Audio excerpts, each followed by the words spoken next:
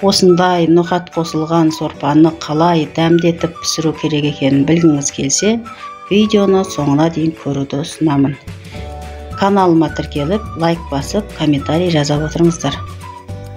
Бірінші, етімізді турап аламыз, және біраз құйрық май немесе қой етінің майларын бөлек турап аламыз. Майды сәл майдалау қып турадым, бәрі еріп кету үшін. Енді қазанымызға кішкене сұйық май құйып, жаңағы майлымызды салып қуырамыз. Бұл жерде мен сұйық май құймадым. Қандай май екендерін білгілеріңіз келсе, бұл жылқының іш майы. Мен сол жылқының іш майын күйдіріп алам, және соны тамаққа үнемі пісте майдың орнына қосамын.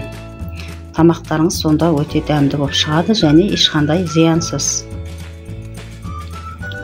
Қазіргі кезде мына сұйық майлардың бәрінің зияны бар, ішінде химиялық қоспалары бар деп айтылып жатыр. Сол үшін мен ол сұйық майларды қолданбаймын.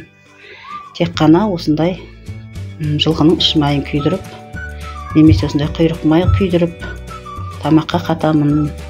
Тамағыңыз өте дәмді болып шығады.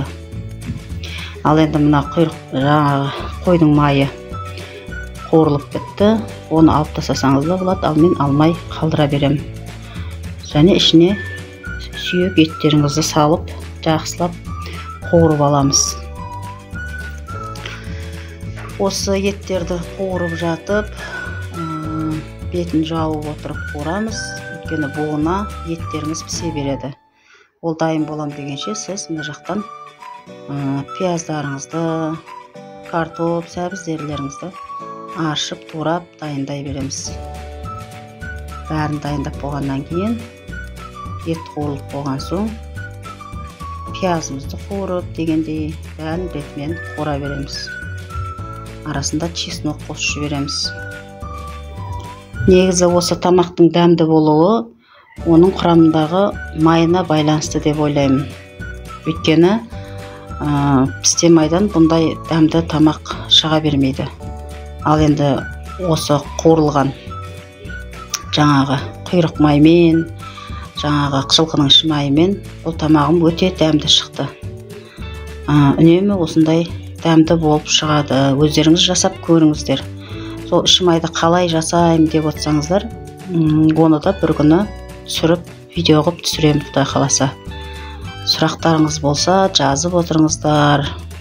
Немесе басқа ұсыныстарыңыз болса, сіздер қалай дайындайсыздар, сол туралы комментарийға жаза өтіңіздер. Неге шетінен саламыз, шетінен қуыра береміз. Енді көпшілігі біледі деп ойлаймын бұны. Кішкентай қыздар, келіншектер, кейбір жас келіншектер білмеуі мүмкін. Осы біздің видеоларымыздан қарап, көріп, үйрене берсе болады. Менің басқа да бұрынғы видеоларымызды көріңіздер, әртүрлі тағамдар, әр нәрселер туралы түсіргенмін. Содан көріп, үйрене берсеңіздер де болады.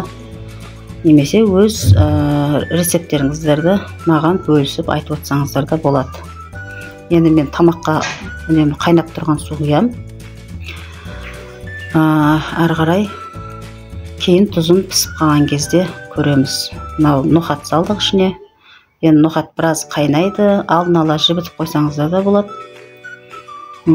Ол піскен кезде етте бәрі әдемі жұмсақ болып піседі. Мінекей енді тамақ дайын болды. Дәмін көреміз. Мінекей ас болсын. Сіздер де осылай тамақты үйде жасаңыздар. Осындай іш маймен, құйрықпен өте дәмді шығады, Құдай қаласа. Келесі видеода кездескенше. Видео ұнаса, басқа да таныстарыңызбен, туыстарыңызбен бөлісе отырыңыздар.